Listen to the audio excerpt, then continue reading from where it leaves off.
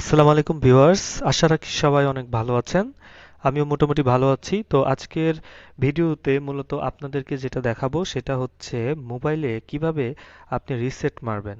তো মোবাইল কখন রিসেট করার প্রয়োজন পড়ে সেই জিনিসগুলো আমরা একটু বলি। সেটা হচ্ছে যখন দেখবেন আপনার মোবাইলে একদমই কোনো কাজ করতে পারছেন না, বা মোবাইলে স্টোরেজ বেশি হয়ে গেছে, স্টোরেজ কেটে দিলেও প্রবলেম হচ্ছে, প্লে স্টোর থেকে কিছু ডাউনলোড করতে পারছেন না, বা অ্যাপসগুলো স্বাভাবিক আচরণ করছে না। তো সেই ক্ষেত্রে আপনাকে মোবাইল রিসেট করার প্রয়োজনীয়তা পড়তে পারে। তো সেই কারণেই মূলত মোবাইলটা রিসেট করতে হয়। তো আমি আমি Xiaomi মোবাইল ব্র্যান্ডের যে রিসেট আমার যে মোবাইলটা সেটা দেখাচ্ছি। তো এভাবেই বলে দিব যে অন্যান্য মোবাইলগুলোতে যেমন স্যামসাং, নোকিয়া, তারপর রিয়েলমি, অপ্পো এই মোবাইলগুলোতে কিভাবে আপনারা রিসেট মারবেন সেটাও মূলত আমি এই ভিডিওতে আপনাদের দেখিয়ে দেওয়ার চেষ্টা করব। তো আমরা ফার্স্টে যেটা করব সেটা হচ্ছে আমরা সেটিংসে চলে যাব। তো আমরা সেটিংসে চলে যাব। তো সেটিংসে যাওয়ার পরে দেখেন এখানে অনেক অপশন আছে: about phone, system, apps update আর সিকিউরিটি স্ট্যাটাস। তো আমরা এই মোবাইলের জন্য যেটা দেখাচ্ছি সেটা হচ্ছে আমরা চলে যাব হচ্ছে অ্যাবাউট ফোনে। তো অ্যাবাউট ফোনে গেলে আমরা ফোনের যত ডিটেলস আছে এই ফোনের সব কিছু আমরা এখানে দেখতে পাচ্ছি। তো আমরা চলে যাব, এখানে দেখেন ফ্যাক্টরি রিসেট নামে একটি কথা আছে। তো এই ফ্যাক্টরি রিসেট আমরা ক্লিক করব। ফ্যাক্টরি রিসেটে ক্লিক করার পরে দেখেন আমাদের এখানে ইরেজ দ্য ফলোয়িং আইটেমস, মানে এই আইটেমসগুলো মূলত আমাদের এখান থেকে ডিলিট হয়ে যাবে।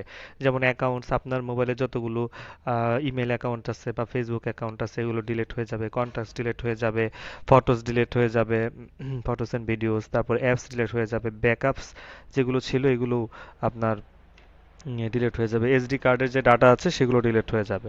তো আদার আইটেমস অন দিস ডিভাইস, অন্যান্য যে আইটেমসগুলো আছে ডিভাইসে এগুলো ডিলিট হয়ে যাবে।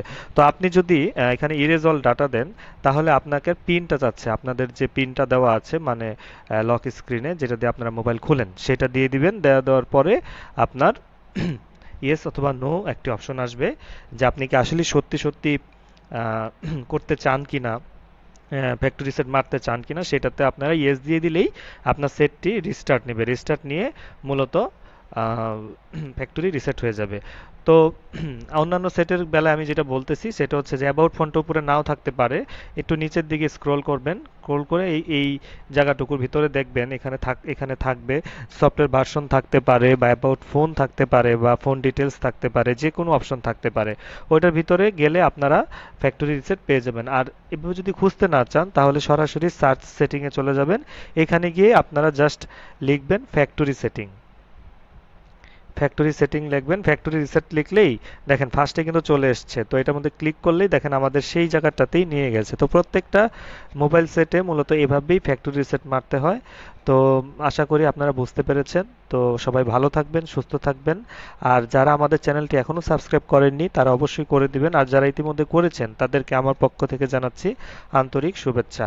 তো সবাই ভালো থাকবেন এবং আমাদের চ্যানেলের সাথে থাকবেন। ধন্যবাদ সবাইকে।